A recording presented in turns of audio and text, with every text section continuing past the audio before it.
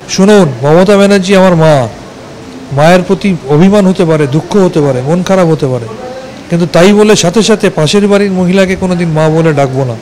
এই নীতি নিয়ে চলি, প্রথম দিন থেকে তৃণমূল কংগ্রেস করি এবং তৃণমূল কংগ্রেস জীবনের শেষ দিন পর্যন্ত করব।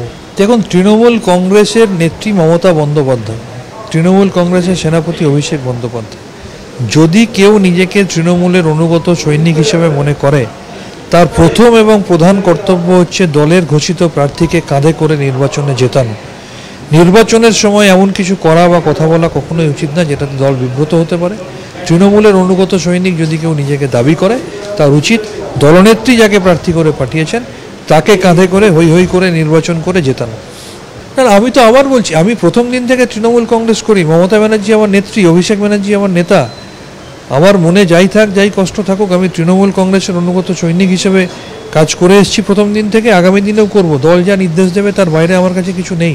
মমতা ব্যানার্জিকে আমি দিদি ডাকি, কিন্তু তাকে আমি মায়ের আসনে বসিয়ে শ্রদ্ধা করি। আমি আমার দলের ওপর আস্থাশীল, আমি আমার দলের জন্য প্রাণপাত করে কাজ করি। আমার ভরসা আছে আমার নেত্রীর ওপর, আমার ভরসা আছে আমার নেতা অভিষেক বন্দ্যোপাধ্যায়ের ওপর। আমি মনে করি যে দল নিশ্চিত সঠিক সময় সঠিক মূল্যায়ন করবে। মমতা ব্যানার্জি এবং অভিষেক ব্যানার্জির সিদ্ধান্তের ওপরে আমার পূর্ণ আস্থা রয়েছে। তুষ্টিকরণের রাজনীতি কারা করে বা ধর্মীয় বিভাজনের রাজনীতি কারা করে সেটা দেশের মানুষ জানে। ভারতবর্ষের প্রধানমন্ত্রী অমিত শাহকে প্রশ্ন করুন, 2019 সালের ডিসেম্বর মাসে বুলডোজ করে বিল পার্লামেন্টে পাশ করানোর পর 4.5 বছর ধরে 9বার এক্সটেনশন চেয়ে রুল ফ্রেম করতে না পেরে নির্বাচন ঘোষণা হওয়ার কয়েকদিন আগে কেন আবার এই সস্তার গিমিকের রাজনীতি তারা করছে? কেন তার নিজের দলের সবথেকে বড় নেতা হেমন্ত বিশ্ব শর্মা এর বিরোধিতা করেছেন? তাকে প্রশ্ন করুন, বেছে বেছে শুধুমাত্র 3টে প্রতিবেশী রাষ্ট্রকে কেন বেছে নেওয়া হলো যে রাষ্ট্রগুলো মুসলিম অধ্যুষিত?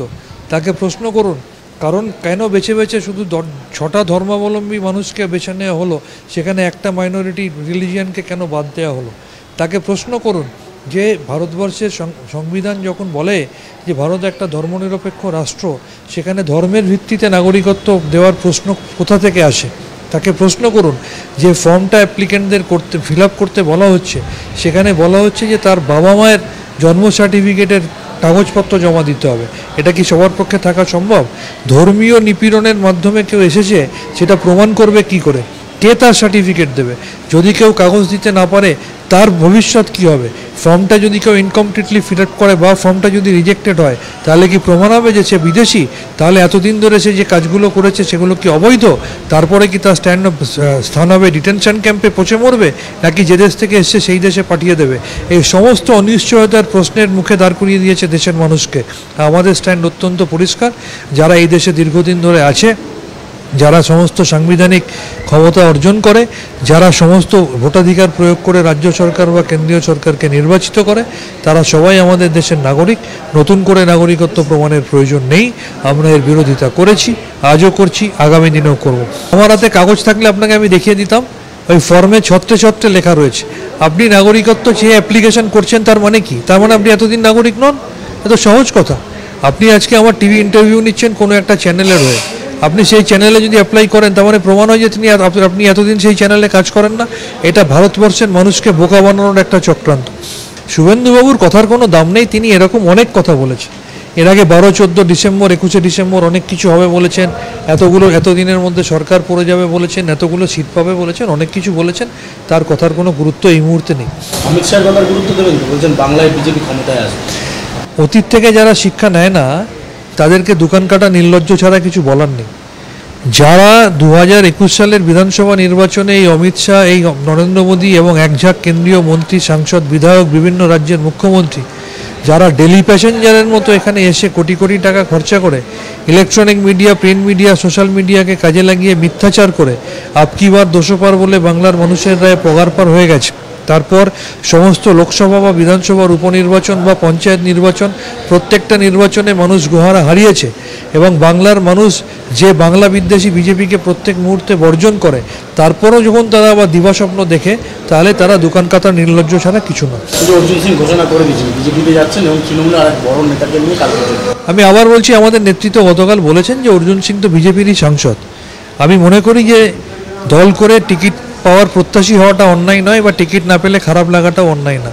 কিন্তু টিকিট না পেয়ে সাথে সাথে দলের স্বার্থের ঊর্ধ্বে নিজের স্বার্থকে দেখে সাথে সাথে জামা বদলের মতো নীতি আদর্শ বিসর্জন দিয়ে দলবদল করে অন্য দলে যাওয়া, আইডিওলজি চেঞ্জ করা এবং বারবার যারা এগুলো করে তারা মানুষের কাছে সুবিধাবাদী হিসেবে চিহ্নিত হয়, মানুষের কাছে তাদের কোনো আলটিমেটলি গ্রহণযোগ্যতা থাকে না।